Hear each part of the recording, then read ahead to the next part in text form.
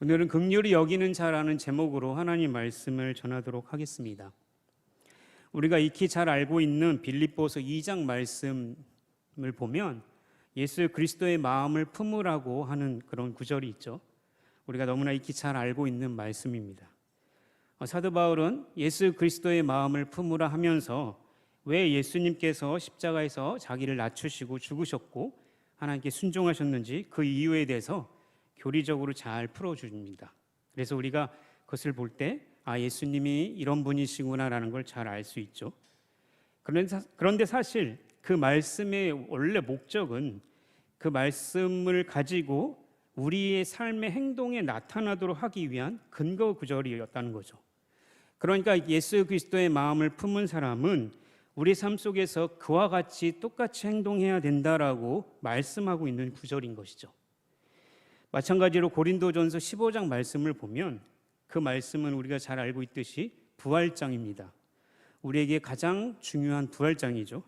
그런데 거기서도 고린도전서 15장 58절 함께 읽어볼까요? 같이 읽겠습니다. 시작. 그러므로 내 사랑하는 형제들아 견실하며 흔들리지 말고 항상 주의 일에 더욱 힘쓰는 자들이 되라. 이는 너희 수고가 주 안에서 헛되지 않은 줄 알미라. 아멘. 하나님께서 사도 바울을 통해서 이 말씀을 주시면서 예수 그리스도의 부활, 우리의 부활이 어떤 것인지에 대해서 교리적으로 잘 설명하면서 하나님의 말씀을 항상 삶에서 우리의 변화된 행동으로 나타나야 된다라고 말씀하고 있는 게 이 말씀의 마지막 구절인 것이죠. 그러니까 정리하자면 단순히 그리스도인으로 사는 것은 감정과 지식에서만 머물러 있는 게 아니죠. 하나님의 말씀을 이렇게 알고 잘 알았다면, 그 말씀이 옳다는 걸 알았다면 그 말씀을 사랑해야 되고, 그리고 그 말씀대로 순종하면서 살아가야 한다는 것을 말해주고 있는 것입니다. 항상 신약 성경은 우리의 삶의 행동에 초점을 맞춰서 그 말씀을 마무리하고 있는 것이죠. 우리가 여태까지 팔복의 말씀, 산상수훈의 말씀을 계속해서 살펴보고 있습니다. 팔복이라고 하죠. 8가지 복 있는 사람, 그것은 바로 그리스도인의 성품을 말하고 있는 것이다라고 우리가 정의할 수 있습니다. 그래서 그리스도인이라면 자연스럽게 이러한 성품이 삶에서 실제로 나타나야 된다라고 말씀해 주고 있는 게 팔복이 주는 메시지인 것이죠. 그래서 마태복음 5장 12절 이하부터 계속 시작하는 이 말씀들은 도저히 우리가 실생활에서 적용하기에는 너무나 어려운 말씀들을 이야기하지만 그것이 그리스도인의 마음을 품은 그리스도인의 성품을 가진 사람들의 삶이다라고 말씀하고 계시는 것입니다. 그렇게 해서 그렇게 살아갈 때 하나님께서 우리에게 복 있는 사람이다라고 말씀하고 계시는 것이죠. 우리가 앞에서 4가지의 복을 계속해서 살펴봤습니다. 첫 번째는 심령이 가난한 자에 대해서 살펴보았죠. 그리고 애통하는 자, 그리고 온유한 자, 그리고 의에 줄이고 목마른 자에 대해서 계속해서 살펴보았습니다. 이것은 분명히 하나님과 나와의 관계 속에서 나타나는 마음, 그러니까 바깥으로 드러나는 행동이 아니라 내적인 변화를 얘기하고 있는 것이죠. 완전히 우리의 마음은 하나님 앞에 죄인인 우리 죄를 바라봤을 때 너무 비참해서 하나님 앞에 엎드려서 감히 하나님의 얼굴 앞에 쳐다볼 수도 없는 그 겸손한 마음이 가난한 상태가 되었을 때 우리의 죄 때문에 애통하고 아파할 수, 그래서 눈물을 흘릴 수밖에 없는 우리, 그래서 그러한 온유한 상태로 의에 줄이고 예수 그리스도만 바라보게 할 수밖에 없는 것이 우리 내면 안에서 예수 그리스도를 믿는 그리스도인에 나타나는 당연한 모습이라는 거죠. 이것이 복이 있다라고 말씀하신 삶인 것이죠. 그런데 오늘부터 살펴볼 이 말씀들은 팔복 중에 4가지, 이 긍휼한 자, 마음이 청결한 자, 화평케 하는 자, 의를 위하여 핍박받는 자라는 이 4가지는 앞에서 살펴본 건 내적인 변화였다면 지금은 외적인 변화를 이야기하고 있습니다. 그러니까 예수 그리스도의 그 마음을 품은 자는, 그리스도인으로 사는 그 성품을 가진 사람은 우리의 삶 속에서 우리의 행동이 어떻게 살아가야 되는 거냐라는 것을 보여주고 있는 게 긍휼히 여기는 자, 그리고 마음이 청결한 자, 화평케 하는 자, 의를 위하여 박해받는 자의 모습인 것이죠. 그래서 그리스도의 형상으로 점점점 우리의 모습이 변화되어 가는 그 성품, 그리고 우리의 삶에서 행동이 변화되는 그 모습들을 통해서, 특별히 관계를 통해서 드러나는 성품들을 오늘 말씀하고 있는 것입니다. 그래서 긍휼이 여기는 자 할 때 긍휼이란 단어는 우리가 잘 알다시피 자비로운이란 뜻이겠죠. 인자한, 인정이 많은, 동정심이 많은, 뭔가 관대한 이런 뜻을 가지고 있습니다. 그래서 단어적으로 정리하자면 긍휼히 여기는 자는 도움이 필요한 사람에게 그 사람을 보고 느끼는 감정, 정서를 일단은 얘기하는 게 긍휼의 마음인 것이죠. 그런데 거기서 머물러 있는 게 아니라 도움이 필요한 그 사람에게 그냥 감정으로만 불쌍하네 이 정도가 아니라 그 사람에게 실제적 도움을 줘서 그 필요를 채워줄 수 있는 자가 긍휼히 여기는 자라고 말씀할 수 있는 것입니다. 야고보서 2장 15절 17절에 이 상황을 가장 잘 말해주는 말씀이 있죠. 같이 한번 읽어볼까요? 읽겠습니다. 시작. 만일 형제나 자매가 헐벗고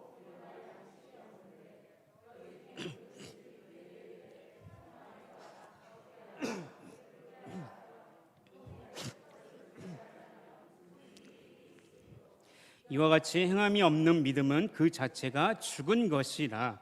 아멘. 정확하게 이 말씀을 이야기하고 있는 거죠. 말만 하지 말고 마음만 좀 그러네 라고 하는 게 아니라 지적으로 이 사람을 도와주는 건 옳은 행위야 이렇게 생각만 하지 말고 실제로 가서 도와라, 그 사람이 필요한 그것을 주어라 라고 하는 것이 그게 믿음이다라고 말씀하고 계시는 거죠. 그러니 긍휼히 여기는 자는 도움이 필요한 그 사람에게 실제적인 행동까지 나아가는 것을 말하고 있는 것이죠. 예수님께서 말씀하십니다. 이런 사람은 긍휼히 여기는 자는 복이 있다, 그들이 긍휼히 여김을 받을 것이다 라고 말씀하고 약속하고 계십니다. 그런데 우리가 예수님께서 말씀하시는 이 긍휼이라는 단어와 우리가 생각하는, 특별히 세상 사람들이 생각하는 긍휼의 개념과는 좀 다릅니다. 그 이유에 대해서 한 두 가지로 살펴볼 건데, 왜 다르냐면 첫 번째로는 긍휼은 하나님의 속성이기 때문입니다. 긍휼은 하나님의 성품이기 때문에 세상이 말하는 긍휼과 완전히 다른 것이죠. 그래서 우리가 하나님의 성품을 이야기할 때 여러 가지 단어들을 많이 얘기하죠. 물론 그렇다고 하나님이 그 단어 안에 갇혀 있을 수 있는 분은 절대 아니라는 거죠.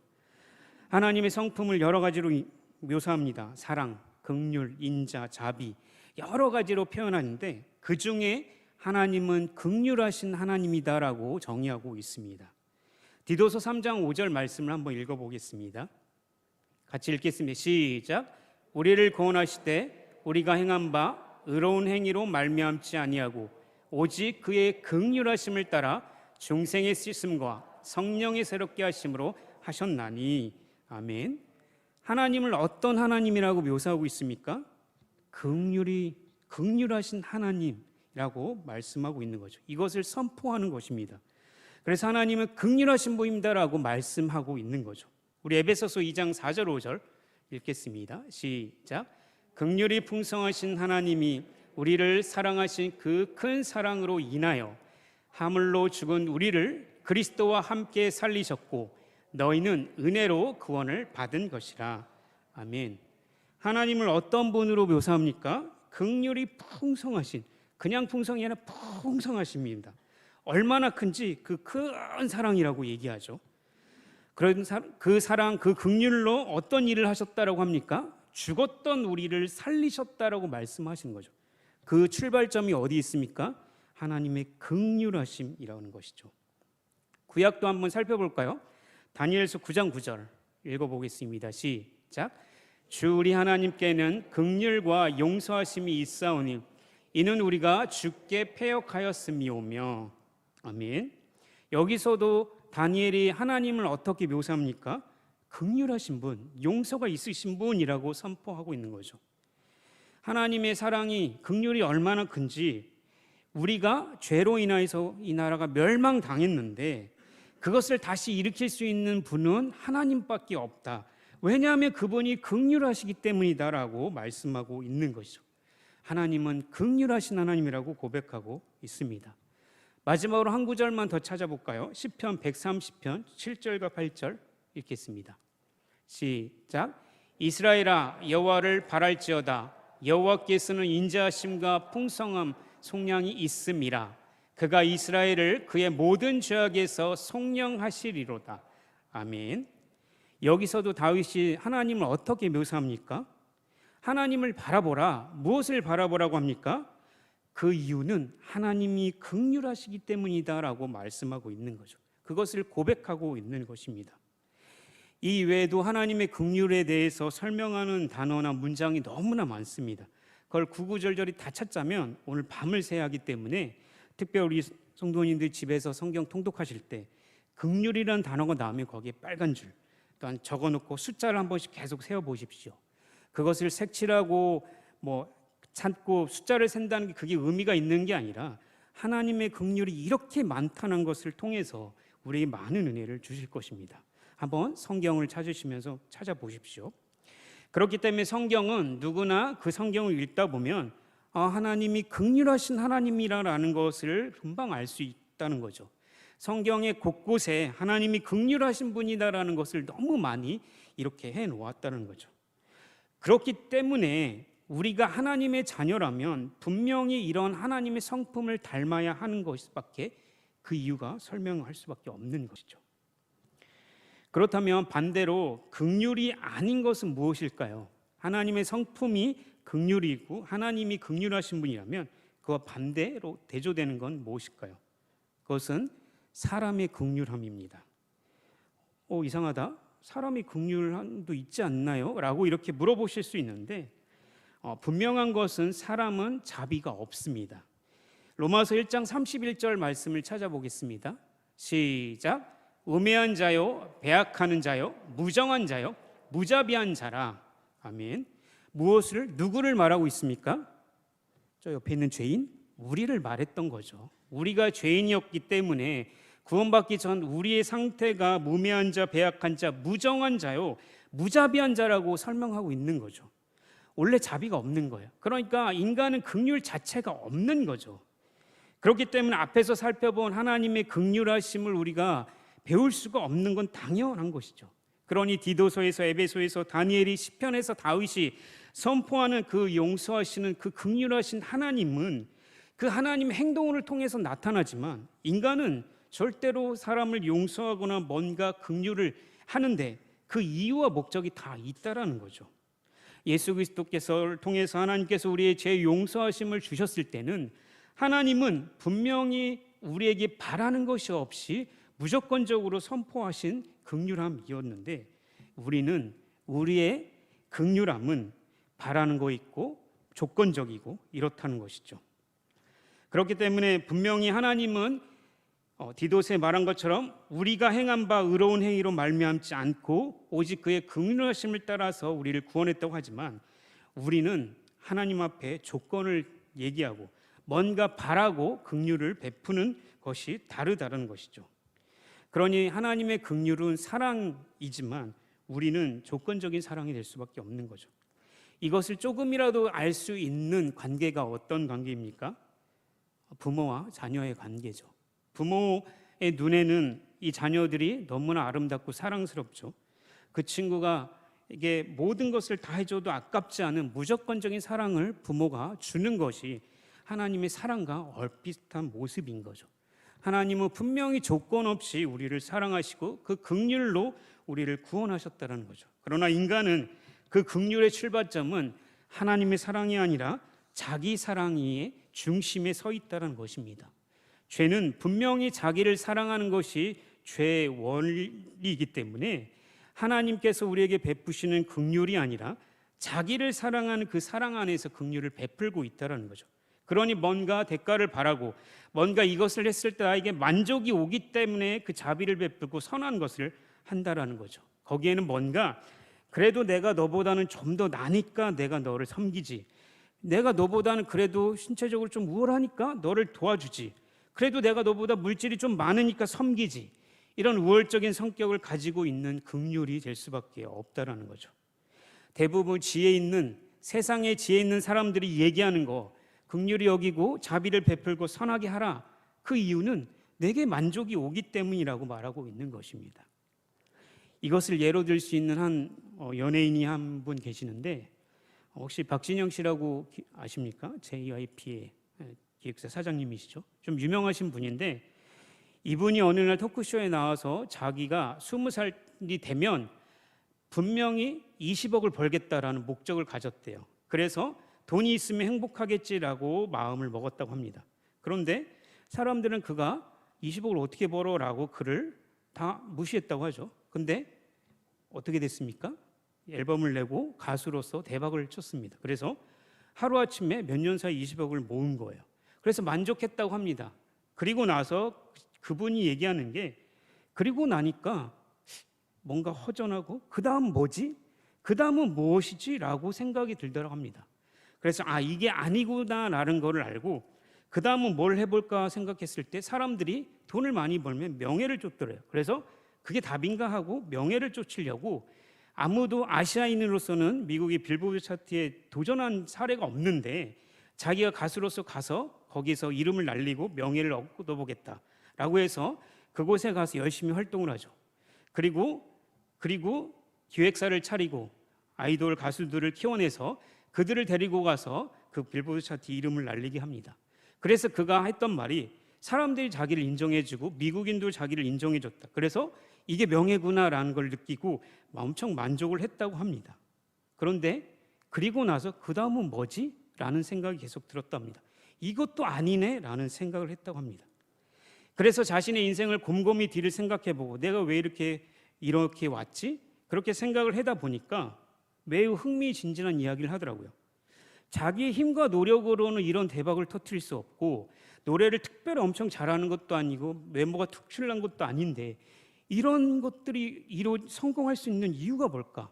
그걸 곰곰이 생각하다 보니까 하늘에 누군가가 있구나, 나를 도왔구나라고 생각하게 되었다고 합니다. 우리는 그것을 누가 도왔는지 정확히 잘 알죠. 어떻게 보면 참 겸손한 표현 같죠. 그런데 그리고 나서 그러면 인생을 어떻게 살아야 할까 고민하다가 그럼 명예도 아니고 누군가가 나를 도운 것 같은데 그럼 어떻게 할까 하다가 성공하고 명예를 가진 사람들이 마지막에 하는 것이 자비를 베푸는 일인 거죠. 자신이 모은 돈을 가난한 사람에게 나누는 일을 통해서 그 모습을 보고 저거다, 이걸 해보자 하고 그 일을 시작했다고 합니다. 그런데 그가 표현했던 표현이 너무 재밌는 게 인간의 만족도로 100%라고 하면 자선을 하고 돈을 나누는 삶을 살았더니 98%까지 만족도가 있었대요. 그래서 이게 맞구나, 이런 삶이 맞구나라고 생각하고 그거에 이제 계속 할 거라라고 얘기했던 것입니다. 물론 그 후에 2% 부족해서 자기가 일주일에 한 번 성경이라든지 과학 도서를 읽고 토라나 이걸 경전을 읽고 막 열심히 그분이 누군지 나를 도우시는 찾고 있다고 하는데 제가 이 이야기를 하는 이유는 무엇입니까? 세상 사람들이 말하는 긍휼이 여기는 자는 분명히 자기 만족을 위해서 자비를 베푸는 사람이라는 거죠. 그걸 정확하게 이 가수가 이야기하고 있는 거죠. 그러니까 자기가 남들보다 존재감이 높고 우월하다는 것, 그리고 물질이 많다는 것을 다른 사람을 도움을 통해서 만족이 온다는 거예요. 그게 100%에서 98%까지 왔다라고 하는 그 표현이 정확한 거죠. 그래서 성공한 사람들이 그 특징 중에 하나가 자신의 돈을 아깝지 생각지 않고 가난한 자에게 나누는 이런 긍휼히 여기는 일들을 해 나간다는 거죠. 무엇입니까? 하나님께서 여기시는 그 긍휼함과 인간이 하려고 하는 그 긍휼함은 근본적부터가 다르다는 것이죠. 하나님은 무조건적이고 조건이 없는 사랑으로 긍휼을 베푸시지만 인간은 만족을 위해서 뭔가 더 좋은 것이 오겠지라는 생각으로 조건적으로 긍휼을 베풀고 있다라는 것이죠. 사랑하는 성도 여러분, 오늘 기도 시간 하나님이 우리들에게 이런 음성을 들려준다고 생각해 보십시오. 내가 너한테 다 줬는데 너는 나를 무엇을 해주겠냐라고 하면 우리는 무엇이라고 대답하겠습니까? 주여, 이 세상을 저에게 주십시오. 내 목숨 다 불꽃으로 살아겠습니다라고 그렇게 대답하시겠습니까? 물론 제가 이 질문을 하는 의도가 무엇입니까? 하나님은 절대 그럴 뿐이 아니라는 것 때문에 이런 전제를 두고 있는 거죠. 디도서 3장 5절 말씀, 우리를 구원하실 때 우리가 행한 바 의로운 행위로 말미암지 아니하고 오직 그의 긍휼하심을 따라 중생의 씻음과 성령의 새롭게 하심으로 하셨나니, 그 근거가 어디 있습니까? 조건이 없다라는 거죠. 네가 무엇을 잘했고 뭔가 조건을 가지고 나한테 왔기 때문에 너에게 긍휼을 베푼 게 아니라 에베소서 2장 4절 5절 긍휼이 풍성하신 하나님 우리를 사랑하시 그 큰 사랑으로 인하여 허물과 죄로 죽었던 우리를 함께 그리스도와 함께 살리셨다. 죄와 허물로 죽었던 게 우리라는 거. 죽은 시체는 아무 능력이 없어요. 아무것도 못하는 게 시체죠. 근데 하나님이 긍휼이 풍성하신 하나님이 우리를 사랑하셔서 은혜를 베풀어 주셨다라고 말씀하는 거예요. 조건이 없습니다. 그런데 우리는 하나님께 뭔가 우리 거를 자꾸 드리면 하나님이 기뻐하신다는 착각 속에 우리의 긍휼함을 많이 선포하며 사람들에게 많은 걸 도우면 하나님이 나를 더 많이 사랑하겠지라고 하는데 절대 그런 대가를 바라는 게 하나님이 아니시라는 거죠. 그것은 분명히 자기 중심성에서 나오는 죄에서 나오는 긍휼함, 인간적인 긍휼함이라는 것이죠. 하나님의 긍휼함은 차원이 다른 긍휼함인 것이죠. 예수님께서 말씀하시는 긍휼은 우리가 생각하는 세상적 긍휼과 다릅니다. 두 번째 이유는 긍휼은 그리스도 예수를 통해서 나오기 때문입니다. 하나님의 긍휼을 행하시는 방법, 나타내는 방식은 예수 그리스도의 십자가를 통해서 우리에게 나타났다는 거죠. 그러니까 하나님이 긍휼하셔서 갑자기 번개를 빵 쳐서 너희들 무릎 꿇어 너 죄인 이렇게 하는 게 아니라 완벽하게 예수 그리스도를 보내주셨고 그분을 통해서 십자가에서 그 사건을 이루심으로써 하나님의 긍휼하심을 보여주신 실제적인 행동, 그 사건 속에 있다라는 것이죠. 그렇기 때문에 사람은 예수 그리스도의 십자가 사건을 믿지 못하면 긍휼이 아닌 거예요. 자기 만족적인 거, 우월적인 긍휼, 자비를 베푸는 데서 오는 만족이 그 사건이 되지 절대로 예수 그리스도를 믿는 믿음 안에서 나오는 긍휼이 아니라는 거죠. 그러니까 하나님께서 사람을 사랑하셨고 우리가 죄여서 죽어서 영원히 지옥에 갈 수밖에 없지만 우리를 너무나 긍휼히 여기셔서 그 긍휼의 증거로 예수 그리스도를 보내주셨다는 사실이죠. 그러니 예수 그리스도의 십자가 사건을 믿는 것은 우리에게 진짜 긍휼이 어디서부터 오느냐, 긍휼이 누구 거냐라고 정확하게 말씀해 주시는 사건인 것입니다. 저번 주에 우리 중고등부 아이들하고 함께 성찬식을 했습니다. 이 시국에 어떻게 성찬식을 하느냐 걱정하실까 봐 방에다가 한 명씩 들어오게 해서 1대1로 조그맣게 간단하게 미니 성찬식을 했죠. 아이들에게 하면서 물어봤습니다. 예수님이 왜 십자가에서 죽으셨지? 라고 질문하니까 아이들이 우리의 죄 때문이에요 라고 다 고백하더라고요. 그래서 특별히 이 친구는 말씀 시간에 맨날 졸고 뒤에서 딴짓하고 싸우고 했던 애가 우리 죄 때문이에요 라고 눈을 둥그렇게 뜨는데 막 정말 가슴이 터질 것 같은 뭐 그 친구를 이게 얘기하는 게 아니라 그것을 물어보고 싶었던 거예요. 사실은 예수님 왜 죽으셨지? 왜 이렇게 제정해 주셔서 왜 이것을 해야 되는 거지? 우리의 죄를 구원하시기 위해서 그 사건을 하신 거야. 이게 우리에게 너무 중요하기 때문에 이것을 우리는 기념할 거야 라고 그래서 이거는 기쁜 소식이야 라고 아이들에게 전했습니다. 하나님의 긍휼은 실제적인 용서라는 행동을 통해서 나타나신 거예요. 그것이 예수 그리스도의 사건을 통해서 완벽하게 이루신 것입니다. 그것이 하나님의 아들이신 예수님께서 십자가에서 달려 죽으신 이유인 거죠. 그러니 그 아들이신 예수님도 하나님의 그 마음을 알기 때문에 숨을 거두시기 전까지 자기를 조롱하고 핍박하고 저주하고 욕하고 때리고 심지어는 책짓질하고 죽이려고 하는 그 사람들을 향해서 주님 저들을 불쌍히 여겨주세요, 저들을 용서해 주세요라고 기도하시고 숨을 거두셨다는 사실이죠. 하나님은 분명히 사랑의 하나님이시기 때문에 그 긍휼로 나타나시는데 그 긍휼은 용서를 통해서 나타납니다. 실제적인 행동이 예수 그리스도를 우리에게 주셔서 그것을 통해 우리에게 죄의 용서를 주셨다는 사실입니다. 그러니 우리가 그리스도인이라면 우리도 하나님의 긍휼하심을 입었기 때문에 우리가 서로 긍휼히 여기는 것이 마땅하다는 것이죠. 그러니 그리스도인끼리 싸울 수도 있습니다. 어쩔 수가 없는 연약한 죄인이기 때문이죠. 그런데 그럴 때마다 먼저 내가 용서해야지, 가서 뭔가 내가 그리스도의 모습을 보여야지, 윤리 도덕적으로 탁월한 삶을 보여줘야지라고 해서 먼저 가서 용서하는 게 아니라 그럴 때 가장 무엇을 해야 합니까?